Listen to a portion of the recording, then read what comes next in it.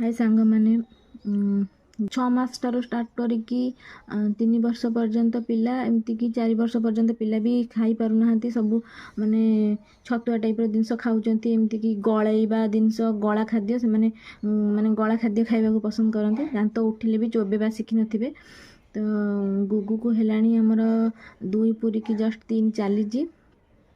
तो चलतु ताले गोटे बनैबा जिनस चाउल रे चाउल मंड सेटा कहती चलतु सेटा बनैबा।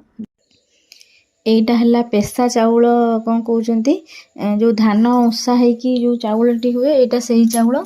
तो एटा को मु रात्रे एटा भिजे देइथिली तर सकाळू एटा को बाटी देली बाटी देला पर सेटा एई टाइप रो बाहरला। तो एटा को पिठा करिकी टिके लूण पकेकी पिठा करिकी खाई हेबो। तो आकु आउ टिके भी छोट छुआ को खोइले भल पेट ठंडा हुए छोट छुआ पे बहुत भल आटा स्ट्रॉन्ग कराए छुआ को।